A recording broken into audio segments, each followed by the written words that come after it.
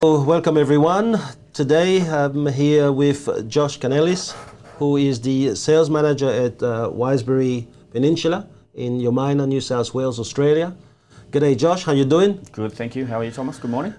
Excellent, mate. Thanks for being here. I just wanted to share with our listeners maybe some of the input about you. I think there's something in you that is magic. So let's start first with a little bit about you. Can you just tell us a little bit about you? Sure. So, born and bred in Kilcare on the Central Coast in New South Wales. Grew up around the beach with an older brother, older sister, mum and dad. Right. Spent a lot of life, younger life, playing sport, all that sort of thing. And What kind of sport? Rugby league, touch football, all that sort of stuff. Okay. So, surfing, beach. Mm-hmm. So, yeah, from there, it's quite a quiet community in Kilcare, so we're a bit sheltered over that way. Back then as well, we sort of only had limited transport around the area, so we just spent a lot of the time on the beach doing that sort of stuff. And then went to high school, followed my brother and sister over to Woy High, finished school, worked a little bit in Sydney with P&Os, sort of contracting with a company down there for a little while. And then I actually... What were you doing there? It was just basically guest services and things like that. Right. And wanted to eventually go on the cruise ships and thought that was something that I would like to do, but it didn't go down that path. Right. And then spent a bit of time travelling. And then I spent 7 years as a hydraulic estimator in commercial plumbing, so doing high-rise buildings, so, all that sort of thing. In plumbing? Yeah. So are you a qualified plumber, yeah? No. So I actually learnt, it was funny, my boss at the time, it was an opportunity that just presented itself. And I basically learned everything from scratch without doing my trade. And I was the purchasing manager for the company as well, and did that for around about 7 years between that company and one other, and then decided that always had an interest in real estate. Had an opportunity in real estate that I got offered when I was around about 20. Didn't take it up, and came back to it at around about sort of 30 years old. Mm-hmm. So, and here we are today.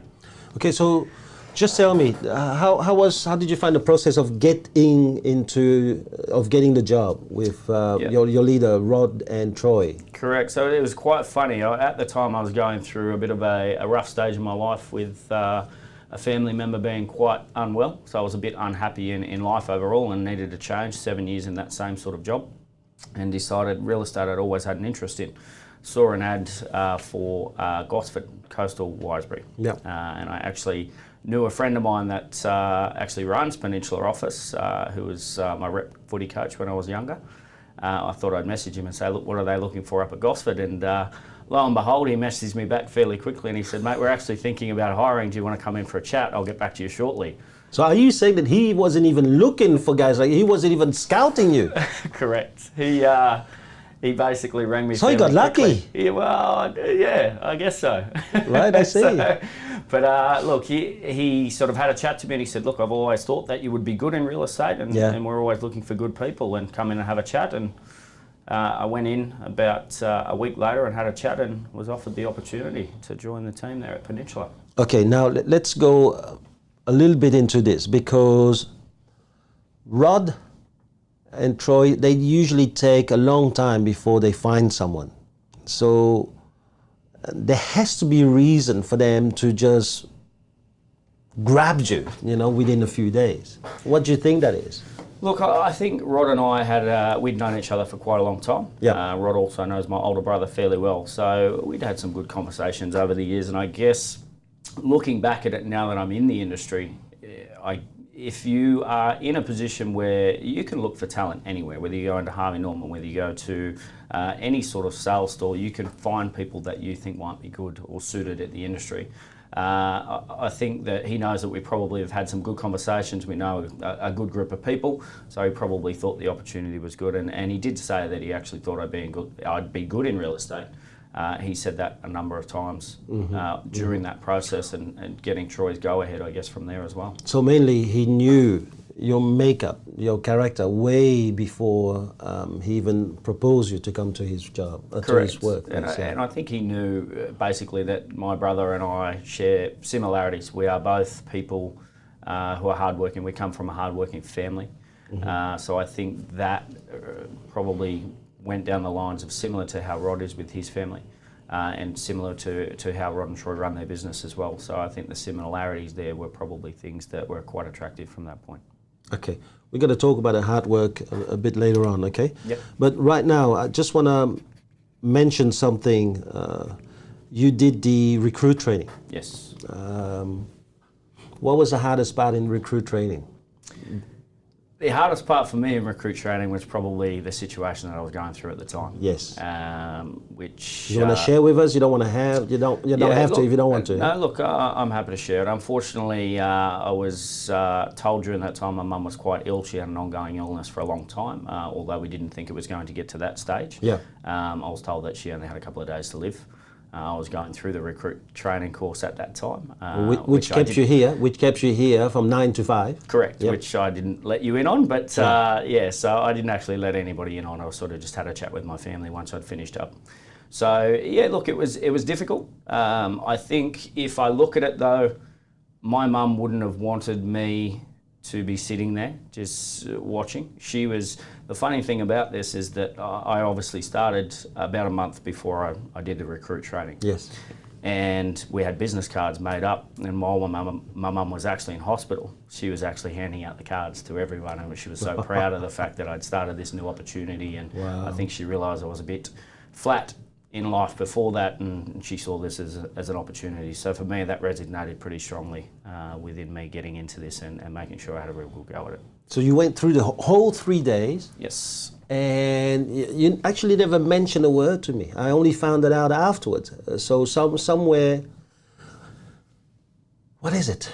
I understand the commitment to do your job, the commitment to fulfill your duty somehow was even beyond the fact that maybe you should have been by her side.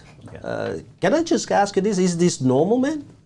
Well, I don't think it would be normal across everybody, Yep. but I think if I look at what my mum would have wanted, she's not the sort of person, she's a soldier. She was sick for a long time, and she would always have a smile on her face and say that there's someone worse off out there. And literally there probably wasn't anybody worse off, and I took a lot of lesson from that. Literally to the point where she used to go to her specialist and smile and say that she was okay. And they said, no, obviously you're in pain. She said, oh, look, there's always someone worse off. Until one specialist actually said to her, Di, which was my mum's name, Di. Look, there really isn't anybody worse off. You're in a lot of pain. You need to tell us what's going on. But she'd always smile and go on. So I think I got that ability from her. Okay, so she was the instigator of the hard work into you? Yeah, absolutely. You know, Dad was certainly a hard worker as well, but Mum, just to see her go through those sorts of things, and you know, you see it with a lot of people. Everybody has their own issues within their own life, and they believe that those issues are the biggest. She never made her issues the biggest, and that was something very unique about her. And to try and take that on and put things in perspective and try and put your problems last is a difficult thing to do, and I think not many people can do that right. Yeah. But it does allow you to sort of push on, and that's where I got that strength from, for sure. So you started in real estate how many years ago now? Now 4. 4 years ago. Yeah. So how was it like at the beginning? Yeah, look, it was a grind. I mean, obviously I had that, Mum did pass away on the 3rd day of that recruit course, or I was told she only had basically a couple of days So to she live. died during recruit training? Well, she died 2 days, there was 2 or 3 days afterwards. So I was told that she went in, the day that I left here on the 3rd day, I was told that she moved to palliative care after we thought that she was actually going to come home. Right. And yeah, just basically from there we waited it out. But from the start I knew that going back to that side of things where she was quite excited for me, and even an initial chat that I had with Rod and Troy in the office, and one of the chats that I had with Rod alone as a mate, I said, I don't want to come into this industry and be mediocre. I said, I can go and work hard at any job and make it. I know I can do that. I have the ability to do that. I can do anything I want to do. So if I'm going to be mediocre, I want you to tap me on the shoulder and tell me to move on. So I knew from the get-go that I wasn't going to fail. It was just about what level I could get myself to. And of course, I'm still growing at the moment, but you're going too fast. Yep. Where is that coming from? Because I mean, a lot of people, they go to work and sometimes they even want the assurance that they're going to have a high position very soon, or they're going to get an assistant so that they don't have to do the prospecting for the rest of their life. Where is that coming from, that you're the one saying to your leader, listen, tap on my shoulder if I'm not pulling my weight? Yeah, I think that for me, I'm quite a proud person. I don't want to do something where I'm mediocre. I want to be at the top of my game, so people do respect it. I want to be good at what I do. I take a lot of things on board. I learn every day. It's interesting to think 4 years in that you still learn and that you're still learning about people and personalities and creating connections. All of those sorts of things are so important.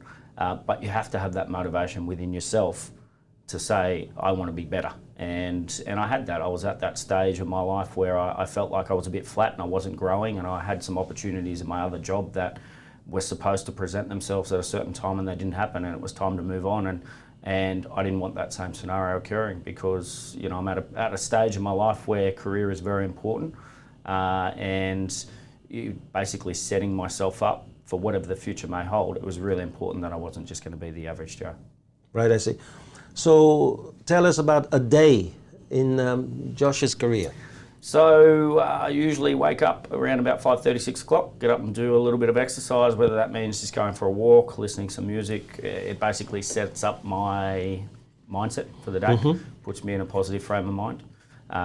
During that time, I do have a little bit of a think about, because the night before I have planned for what my next day holds. I think it's very, very important to have some goals for the next day, but also have your forecast. If you get to work and you're only just planning the day, and I get in there fairly early, around about probably 7:30.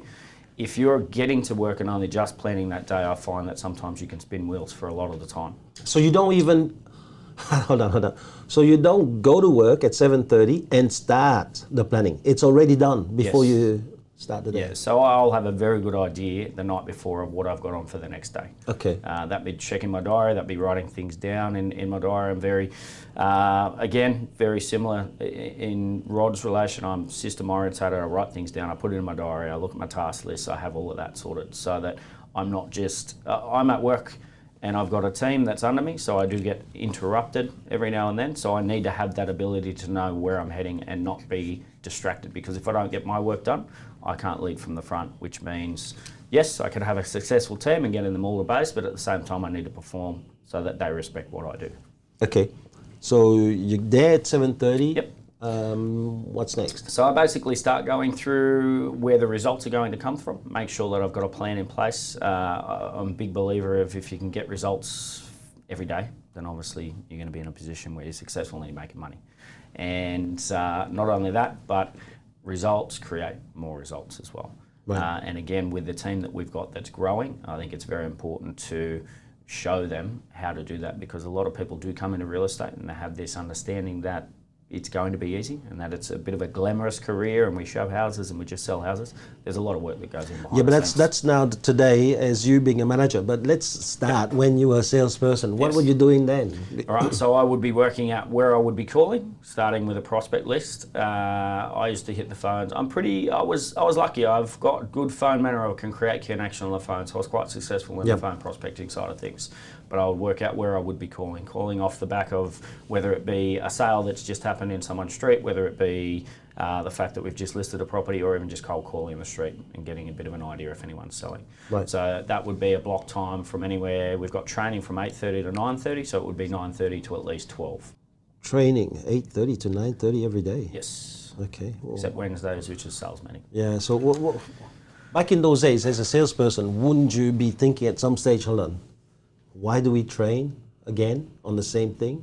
Yeah, look, I think I had that belief at 30 years old, thinking, well, what do I need to train for? You know, I'm 30 years old. I want to be successful. I want to do things, but it was ingrained in me that it was important, and now I'm a massive believer of it. It starts your day in a positive manner, and I don't believe anybody out there. You know, I challenge the best people in the industry. If they're still not learning, then I don't believe they can sit at the top forever. It's the same as, you know, tennis or any sport. You can't sit at the top forever by just doing the same thing over and over again. Technology changes around you, or people's games change around you. Real estate is exactly the same. Right. Things are changing around you all the time. Right. And so you prospect after that for about 2 hours? Yeah, 2.5 hours for a block time. Yeah. And then from there, I would be looking at potentially hitting the buyer's list. Yes. and creating some appointments. Hopefully I would already have appointments booked for listing appointments at that time as well. And usually they would be for the afternoon, so anywhere from 12:30 on till around about 3:30. Some people obviously later. Yep. But we have a big time in there for buyers in the afternoon as well. So that could be, say, from 4:30 to 5:30 or 5 till 6. Yeah. And also some letterbox dropping and stuff like that, which you normally do sort of towards the end of the day. Okay. Ma'am, I'm very sorry, mate. There's a little bit of noise happening around here, Nah, but it's okay. but it's actually not so bad. It's fine. Just like going to a listing appointment with kids in the background. So, so what's the rest of the day then? We're now 3:30. What else do you do? 3:30, so it would be generally 4 o'clock, hit the buyers list again, try and create those appointments, set up your Saturday, whether that be Monday, Tuesday, you're trying to set up as many appointments as possible, but also get appointments for the week, for during the week. Setting up open homes, those sorts of things. And then in the afternoon, we would be basically going out and doing so. I would ring buyers up until around about 7 o'clock. Right. But I think your vendors, any prospects, you're probably stopping around sort of 5:30, 6 p.m. because people are getting kids ready for bed and so forth and dinner. So again, that would be the main afternoon and fitting in those appointments in between. We try and run off the back as having at least a couple of appointments a day. The more people you're in front of, obviously, the more chance that you have A couple of creating. appointments like with So listing buys? appointments, Okay. buyer appointments, whichever you can get. Obviously, listing appointments are a little bit longer. Obviously, you've got to have that mindset as well that there's a lot of agents that I find are going out just to market appraisals a lot of the time. Yep. And I think we've even seen recently with a few of our guys in the office, they go out there thinking it's market appraisal, don't take any listing agreements, Yep. and they just say, oh, it's just an update, finding out that someone is in a position where they're ready to sell. So always having that mindset that it's a listing appointment, no matter what you do. So what you're trying to say is, and I mean that is something that's been ingrained into you, that Yes. we don't do market appraisal. No.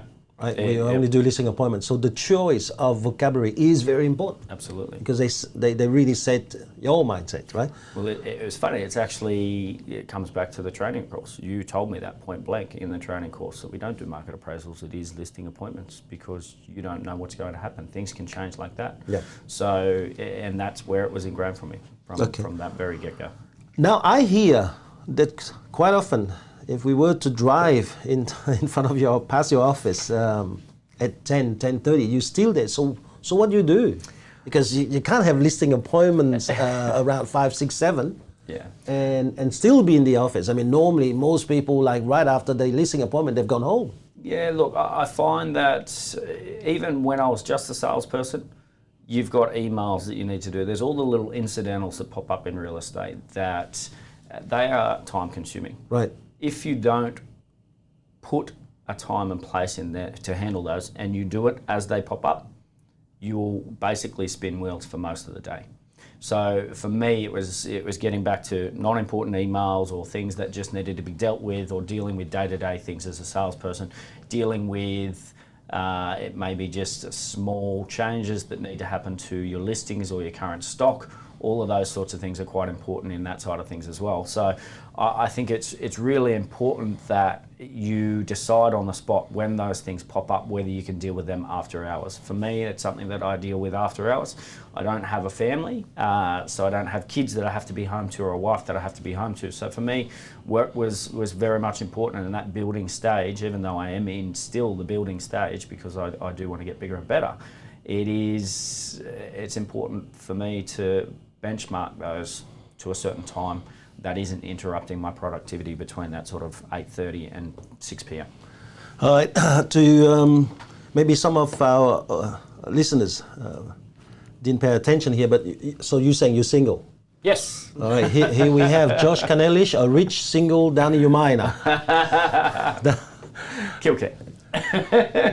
So it would be quite usual for you to leave the office around 10:30. Look, it's certainly not every day, but if I need to be there at that time, I'll be there to that time. Sometimes I might even go home at 7 o'clock at night and then finish work. I'll have dinner and I'll finish work on the iPad and still continue to working. I'm the sort of person that's constantly ticking. I'm constantly moving about, so I literally, I have to continue to do things, otherwise I go a little bit crazy. So it's not uncommon for me to work work late hours, but I still think it's very important to have time for yourself as well. Then what happened? You became a manager. I mean, Yes. how did that happen?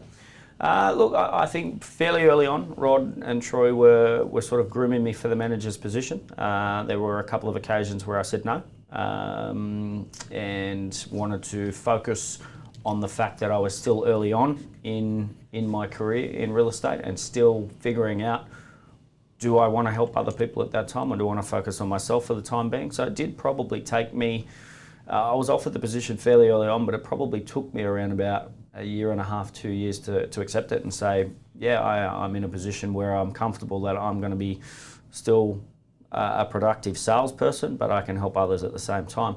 But also I wanted to make sure that the experience was there. And look, there's no right or wrong time. It's the same as anything in life that is quite large. There's no right or wrong time to become a sales manager. But for me, I wanted to make sure that I was respected as a sales manager and not just someone that was put there because I was doing good numbers. Right. There's a big difference between a good salesperson and a good sales manager. Okay. And again, that comes back to a lot of training. It comes back to mindset.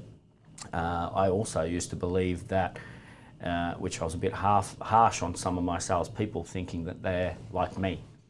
Not everyone's like me. Not everybody wants to work the certain hours that we do. And, you know, I think the biggest thing I've probably learned over the last 12 months is that everybody is different, and I need to find the strong in them, the good things about them, and embellish those so that they can be the good salespeople on their own merit. Because not everybody is the same. We all have our different personality traits. We all have our strong points. And some people aren't as dedicated and can't sit there for as long as I can. But some people might even be more productive and get it done in a shorter time. If you can be at work for 8 hours a day, 9 hours a day, be productive, get your results, you don't have to be there any longer than that. So that's where you need to find the good in everyone. But I had a big, I guess, a couple of lessons just in relation to thinking everyone would be like me, and then realising that I was butting my head against a brick wall, and it's changed. It's good. Do you want to share with us? Yeah, look, I think I just saw a couple of people come and go from real estate, and not to say that they probably found the industry for them. I think it was something that family drew them away from it, or even they moved back into state to where they were living previously. But I was trying to drill into them the fact that, you know, the hard work, the numbers, this, that, and the other, which no matter what, the hard work will get you there. The numbers in real estate is essential in order to getting more leads, more listings, creating yourself from no one to someone who's got a profile. But I think trying to put on them the fact that I would do things on my days off when I first started, or even just having that belief that they should be doing things late at night, it's not something that should be generic. It's a case-by-case basis. Some people have strong beliefs about family time, and that needs to be respected as well. But as long as if you're going to go home at 5:30, then I want to know that 8:30 to 5:30 is productive, and that you're doing your job and you're not spending 3 hours of distractions, because we're in a very competitive industry. And I think now we've built a fantastic team at Peninsula. We've got people in there that are like-minded, that actually care. And I see a lot of other agencies around that probably just have people that are salespeople, and it is a little bit, you know, transactional and just selling and listing, and it is what it is. But we've got a group of people in there that really care, not only about their clients, but also about one another, and would have each other's back. And that's why we are so successful. But it was a big lesson to me to realise that not everyone is the same, and I'll continue to take that lesson with me for a long time. Right. Listen, some people are going to ask me, you can't ask a dude who's single, who's got no family, really to manage people who have family. What would you say to that? Look, it's a very good point. You know, I do have 3 nieces. My sister's got two smaller children. My brother's got a newborn, well, around about 14 months old. And I think realistically, this is why I didn't take on the sales manager job. I was the youngest in the office, and I still am the youngest in the office. But I've learnt so much over the last 4 years, not only about myself, but about people's circumstances. And everyone wakes up in the morning with their own set of problems, and each is unique to themselves. And what could be a big problem even in your life, Thomas, might be mediocre or very small in mine. But at the end of the day, as a manager, I have to have respect for that. And children, of course, is not a small problem in any case. If you've got a problem with your family, then that's your biggest. Family comes first. As much as, I do live and breathe work, at the end of the day, family comes first. There's no doubt about that. So I've learned a lot over the last 4 years in relation to even watching Rod with his family, Troy with his, that both have 4 kids. So it's a respectful one. I don't think that it's my place usually to step in where people's kids are involved. But at the end of the day, I have a very open relationship with my staff as well. Some of them even come to me for advice with that sort of thing. But it's something that I respect. And at the end of the day, I think if you can't allow people to have time with their family, and we're quite flexible in our office, if people are putting in, then there should be no reason why they can't go and watch their kid play sport down the road for half an hour or an hour or whatever it may be, or shoot away one day. We're quite flexible in that way. I think work-life balance is very important, but family comes at the top of that food chain. Now, something that audience don't understand is that you also have a life challenge, right? Your own personal health. Now, here we see a guy who a lot of people are going to say, well, he's got no family. It's easy for him to be successful. He only has himself to worry about. But you have that's something else. Do you want to talk about it? Yeah, sure. So, I was diagnosed around about 7.5 years ago with type 1 diabetes after I broke my shoulder mountain biking. It was a bit of a freak accident. My mum was actually still around at that time. And funnily enough, mum was very intuitive. And I think with her having a disease that was not very well known about when she was diagnosed with it, she must have spotted that something was not right or worried about something. And she said, I want you to go and get some blood tests. And lo and behold, I went and got blood tests, and the doctor said at the time, you're young and fit, is there any reason why this has come up? And I said, no, just something my mum sent me to do at pretty much 28 years of age. And basically it came back after about 3 months worth of testing that I had type 1 diabetes. I didn't really feel sick at the time or anything like that. Went through the education centre and the process, and they basically said to me, you need to start insulin and start medicating. And even when I walked through the door there, they said, you don't look sick, do you feel sick? I said, no. And basically I sort of took their knowledge on board, but I knew that by doing the diets that they were suggesting for me to do and starting insulin, it was something that I could never change. So up until 3 months ago, I was actually non-medicated, which is very rare for a type 1 diabetic. Is that the highest? That is, yeah. So type 1 is basically hereditary, and usually people are on insulin basically from the time that they're diagnosed until the day they die.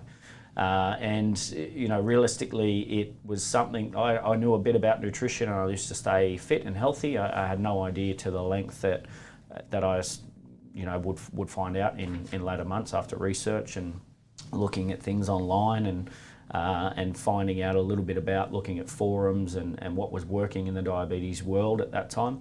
We are a little bit generic over here in Australia, and that's what I found out, and I decided to basically change my lifestyle on a dime. So I completely changed my diet, changed everything about my life, which was difficult, but it managed to keep me non-medicated up until, so I'm still not on mealtime insulin, which if there's any diabetics listening, they'll know is very rare. And I'm just started taking an insulin at night, which is a long-lasting, which allows my fasting level to be lower in the mornings. In which case, over the weekend, I woke up a couple of times and it was very, very low, which is strange. So it is something that I deal with day to day. So what do you do to deal with that? So look, it's one of those things, and this is why I talk about people's challenges and recognising that everybody is different, even within our staff. I can wake up in the morning and my blood could be very high, or it could be very low, like it was on the weekend. And for me, if it's high in the morning, that can change my mindset. So I can wake up positive and feel maybe okay, or feel a little flat, or feel a little sick. So I have to get my mindset right in order to go, well, I still need to go to work. There's no option. It is what it is. So there are days when you wake up where naturally you just don't feel like getting out of bed. Absolutely, yeah, without a doubt. You still get out of bed. Yeah. That's not possible. There's no option. It So- is. So tell us that thing that you do, because I mean, I don't have diabetes, and there are days when I don't feel like getting out of bed. I mean, Yeah. I guess, again, it comes back to yourself. I could, and it's funny, I think I told you when we were coming back from the conference, I read the book, The Secret, The Law of Attraction. I probably have lived my life a little bit like that before even reading that book, is that if you feel unwell and you're going to focus on being unwell, you're going to feel worse by the end of the day if you continue to focus on the fact that you feel sick. So my motto with that is, if I feel sick in the morning and my blood is high, then I need to get up and I need to go and do some exercise and I need to get out there.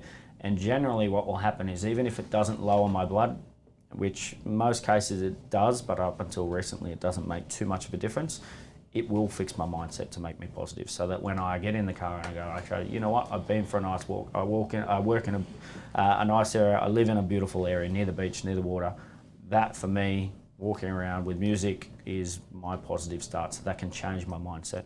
But you do have to make that step. It's like people getting up out of bed to go to the gym at 4:30 in the morning. I respect people who do that. It's just something that's ingrained in them, and that's what I do. Yeah. So, to make it clear, you're not saying that you're doing something magic.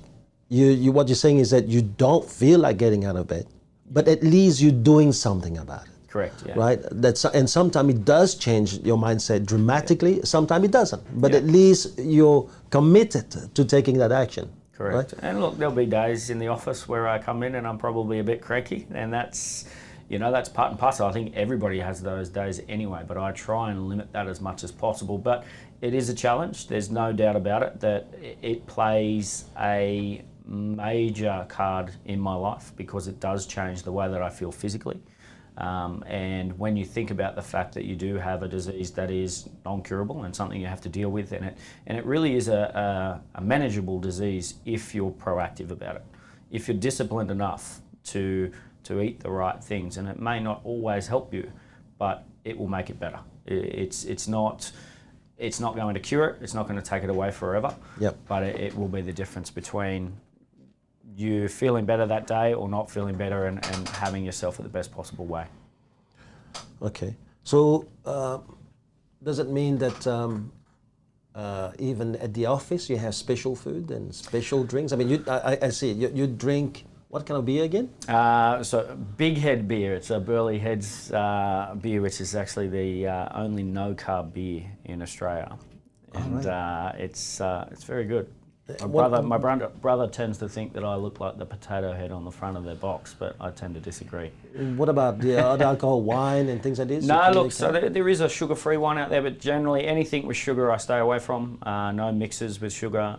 Generally it'll either be pure blonde Burley Heads, which is the Big Head beer, or vodka lime and soda. That's all I'll really drink. I don't drink as much as I used to. As you know, from experience, I do drink a lot when I want to, but I don't remember, but my swimming pool does. Look, it's something that I have also adapted to. So at work, how does it work then? Because it's a long day. How do you manage that? You can't be doing 10:30 without your energy at some stage really plummeting. Yeah, I'm quite lucky. I seem to. I don't have many days where I don't have a lot of energy. I can still be good to go at 8, 9 o'clock at night. It's quite good. I do need to make sure that I eat at certain times. It's a big part of that diabetes side, and anybody listening with diabetes would know that. The big difference between me and them is I'm not injecting insulin at mealtime at this stage. So they would probably even have to be more disciplined than me, but I make sure that I eat. And I eat fairly healthy food. Sometimes my time frames are maybe not great. I have lunch at sort of 2 or 3 o'clock or something like that, or dinner a bit late, which is probably not the best thing for the diabetes side, but I still make sure that I eat, and I still make sure I get done what I need to get done. Now that is the magic that I think you have, the ability to perform at really high level, the ability to have that work ethics and the set of values that you have, and then on top of that, deal with your own predicament. Now, what do you think of your leaders?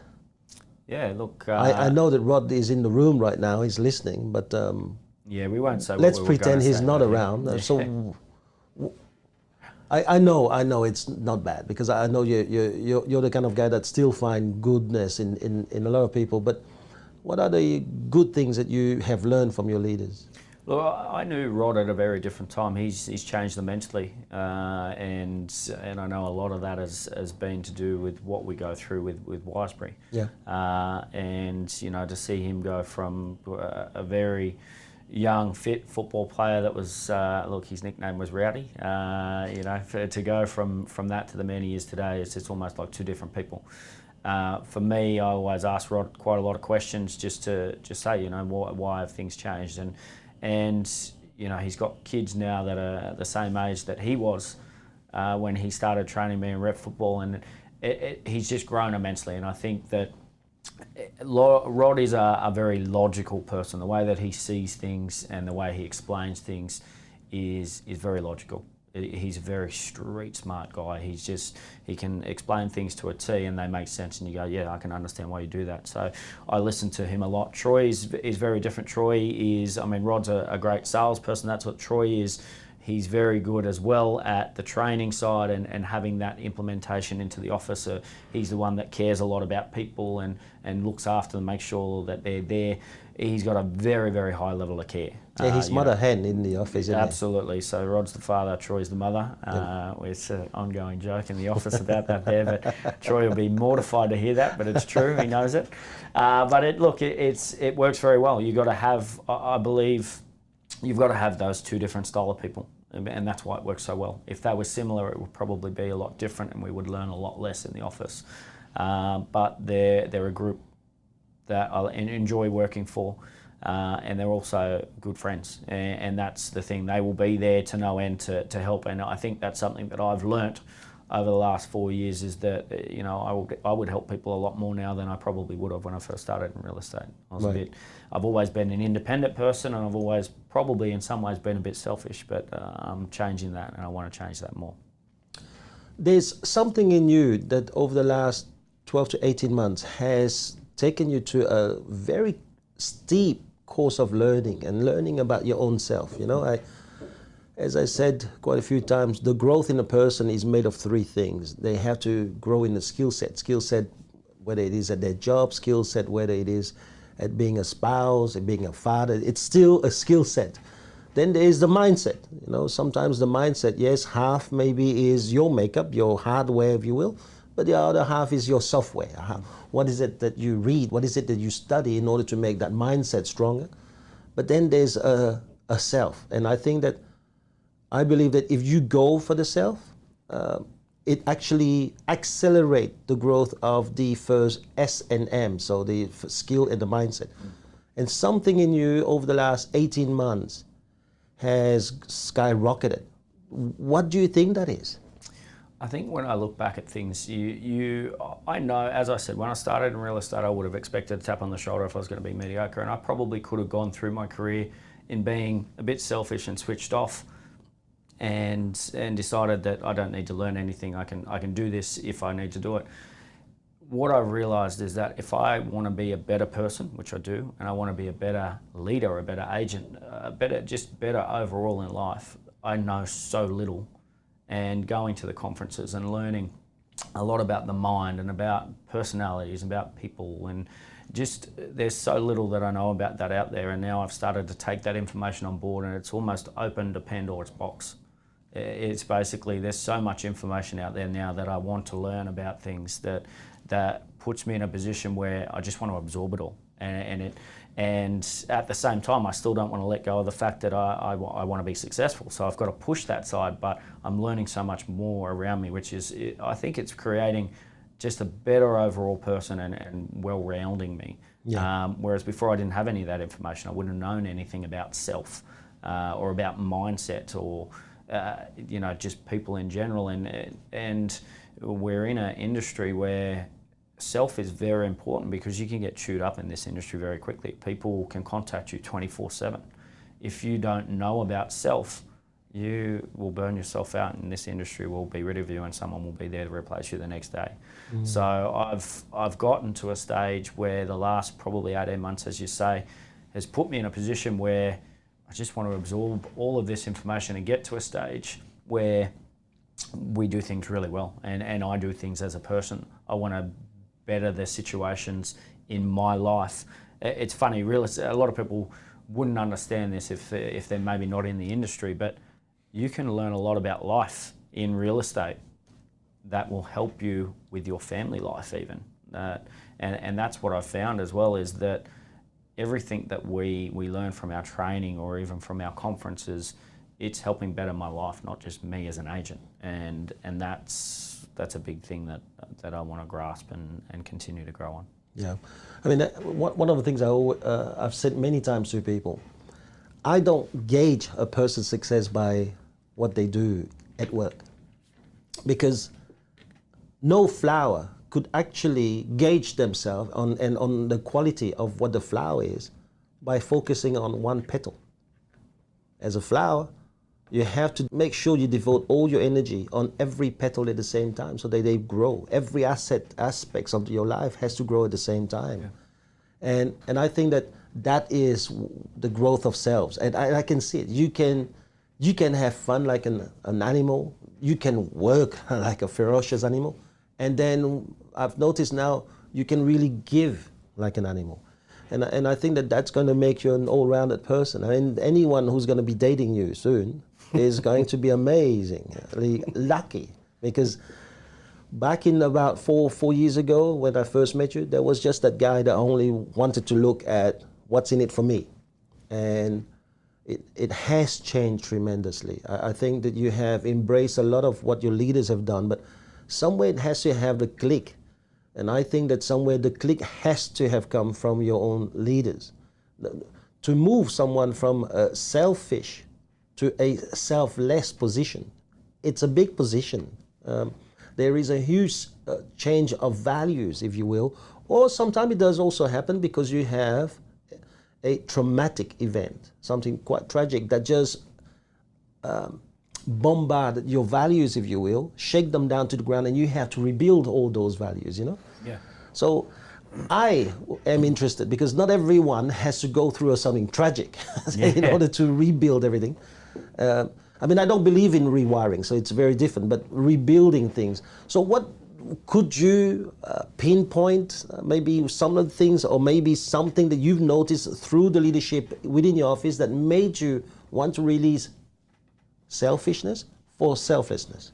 Yeah, look, I think one of the big trigger points for me was when Rod was going through the Bobby Joe situation, where she was very, very sick and needed an operation, and it was probably a close call about whether she would actually come out of that operation or not. It was quite a big thing. It was last year, yeah. It was, and for me to see a guy that felt guilty for being away from work while one of his children was in a hospital bed, in which he didn't see his wife, basically didn't sleep next to her for 3 or 4 months. 6 months. Yeah, it was a long time. Yeah. And to have that, but then have a guy who was probably number 2, number 3 in the office with the quarter that he produced, that for me shows that there's a different level of respect and care out there for other people around him whilst he's going through one of the most traumatic events in his life. There's not many people that could do that, but it did teach me that, and this is why I don't talk about my situation when we first started with, and why I didn't tell you. I mean, I've always been that way, but I don't tell everyone that I'm unwell, because everyone has their own problems. What are my problems to someone else's life? It doesn't matter. So, but the respect that he shows within our office and the care, and for feeling guilty for, I'm going to be down the hospital for half a day. I don't care, mate. Do what you need to do. That for me is things that have changed my outlook on life. And it's not something you can really comprehend until you see someone in that position still do those things. Now you mentioned the word conference a few times. Like, you know, I always like a leadership conference really to be more on one of the three SMS, either skill or mindset or self. But as you noticed lately, and how many have you done now? Three. Three of them. Yeah. And the first one, I'm sure it was a waste of your time because you might not have been ready. But I still remember, and your leader actually said the same thing about the next person that he brought along, is that when I asked Rod, what if the person's not ready? What are you doing? You're wasting a lot of money. We're taking people overseas. They in 5-star hotels. There's plane tickets. There's a lot of things. And his comeback was, even if he got nothing out of it, Thomas, just being around there, being around the spirit of the people, and that will hopefully get him something. And to me, it was a beautiful thing because it was the same thing he just said about Anthony. And there's no expectation. And so the first one was there. But as you notice, there's more about just on self. Because I think that self is an accelerator. It's an agent. If you fix self, you don't have to fix the other aspect of leadership. Yeah. It's very interesting. Rod and I have a lot of in-depth conversations, and I think we're of the same belief. We have a lot of amazing people in our network. And to just be around those people and see some of the things. I had a conversation with Sam when we were over in Fiji. Just to hear what that guy does in a day, it's inspiring. And I had Anthony actually sitting next to me at that time, and you know, he does everything himself. You know, and then that starts to put into perspective, well, okay, we don't have a bench here, or we don't have this, or we don't have that, and you start to respect the fact that you're around these people that do everything for themselves. So only being, and it comes back to that word association, you're surrounding yourself with people that are winners. You can only do one thing from there and inspire you to win. I mean, there wouldn't be many people out there that would look at that as a negative and say, well, you know, okay, he's doing everything, he's doing too much himself. It's inspiring to hear those sort of stories. One of the biggest things I've probably learnt since real estate is that I used to be probably a bit judgmental, and I am a very upfront guy. I'm pretty filterless. Sometimes that gets me in trouble because I say things that maybe I shouldn't. But I've realised that I shouldn't judge people just on face value or maybe one thing that comes out of their mouth, because if I do that and they could offer me just one bit of advice that could change my life or change my day-to-day life or change anything that's just a problem in my life, I'm the real loser out of that, because I'm judging them based on one thing when really they could offer me something that could take me to new heights. Right. So it's actually a note that I've wrote in my phone recently. I was going to send it to you last week, but that's, you know, you become that real loser if you judge someone and don't respect what they have to say, because it could be the one thing that just gets you to where you need to be. Wow, that is amazing. What a one line for me. Listen, can I just ask you now to step back and be a salesperson for a few seconds? What would be 5 tips that you would want to share with people who start in sales? Okay, the biggest thing for me is obviously mindset.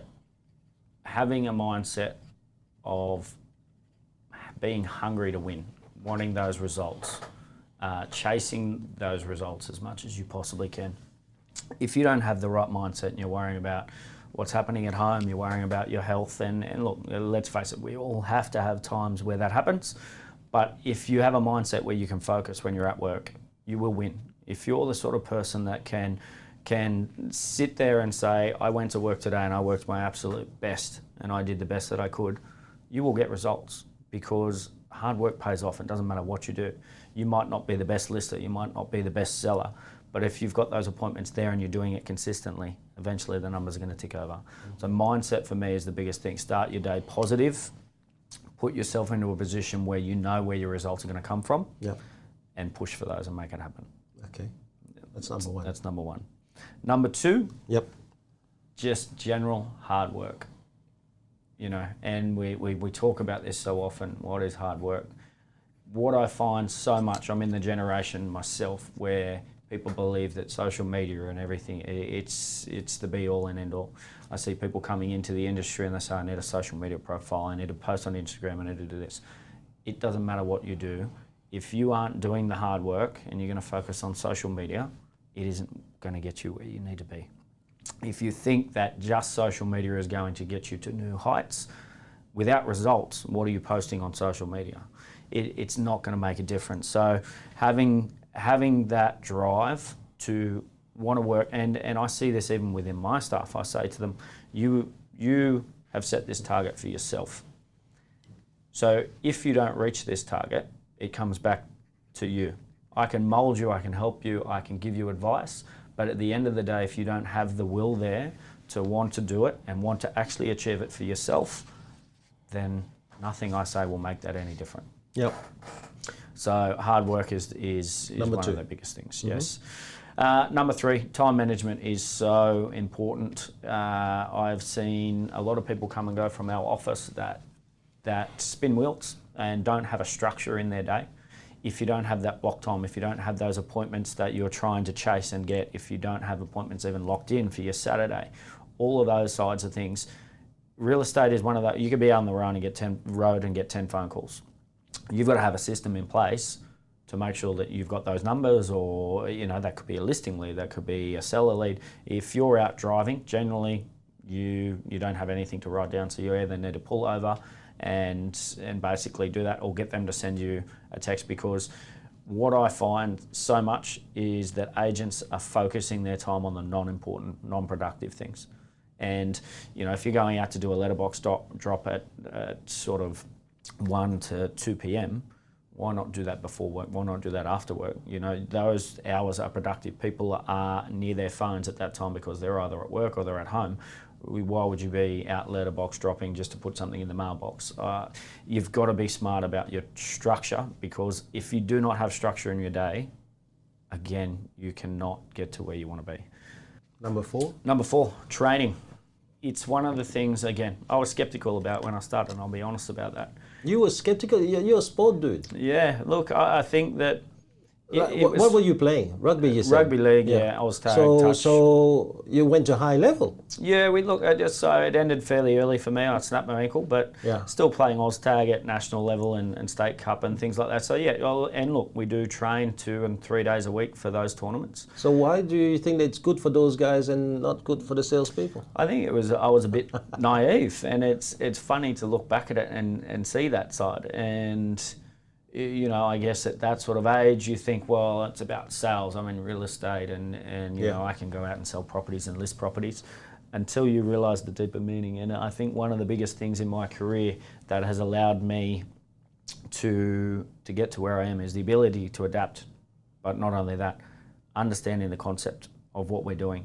And I think a lot of people go through the motions in real estate, and they're very transactional. But do they understand that we're actually going out there to help people? That they're going to go and live their life or spend money on an investment, but mainly their family homes. They're going to live there for 10 to 15 years. That's quite a big thing. When we all feel safe within our own home, you're selling someone that, it's a big thing. So I think understanding the concepts of why we're going out to help people, what we're doing in the training side of things, is so important to getting you to where you need to be. Without the training that I've got now, there's no way I could be at the level that I have got to. So now you have no problem with repeating the same things over and over? Look, it's different for every single person. It's funny, and that's what you would almost think, well, a lot of people go to work in the same day in, day out. We're very unique in real estate because we're dealing with people. As much as we're dealing with houses that are different, people's personalities are the most different. So you need to understand that person very quickly and know what's important to them. Hence the work in self is very important. Absolutely. Yeah. If you don't understand self, how do you understand someone else's self? So what's number 5? Number 5 would be surrounding yourself with the right people. Association. Having a mentor group that you speak to. And again, don't get me wrong, and I was only speaking to one of our colleagues recently in a different state. I'm not sure if you know who that might be. And basically he sort of was asking for help and that sort of thing. And I said, absolutely. More than happy to help. But I said under one condition, that you're completely honest with me about what you do in your day and what you are going to do. And he said, yeah, because I sort of found him going along the lines of embellishing. I said, it's not worth it. Don't waste my time with that side of things, because if you're not being true to me, how am I going to help you?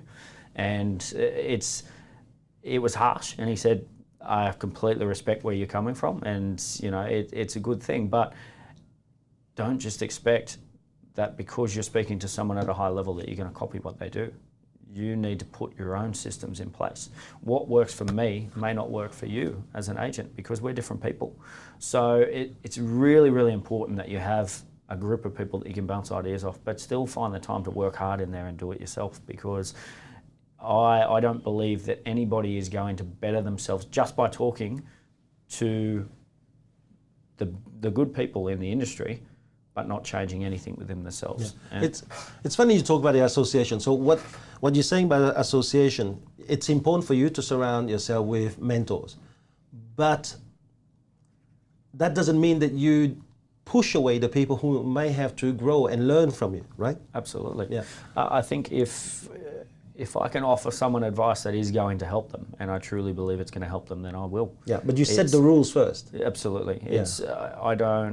I work very long hours, and I'm very disciplined in the way I do.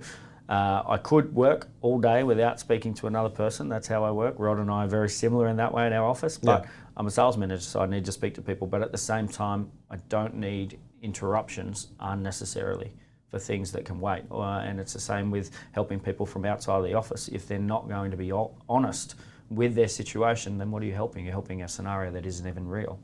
So it is very important to set the rules. And I know for yourself, you're very similar in that way. You offer help people, but if they're not going to do as you say, when they are asking for that help, then don't bother calling. Yeah, well, you mellow with time. I've mellowed. Slightly. I actually come back for more. Come back for more punishment, because I truly believe that sometimes when you're helping others and you're not getting the response, that maybe you are the one who needs to change the techniques, the approach. Because by doing this, you learn so much more. You learn about, okay, I did not identify this button in this person, and now I have. And usually it helps you with many other people. And I truly think that the job that you're doing right now, and I really would love to have you here talking about sales management a bit more. For today, I think that to be able to tell people what is it that you do, even though you're going through these ailment of yours and the demand that you put on yourself and yet the ability to give others, I think it's been really great sharing. May I thank you very much for taking the time and being around here, Josh. Thanks for your time, Thomas. All right. Thank you.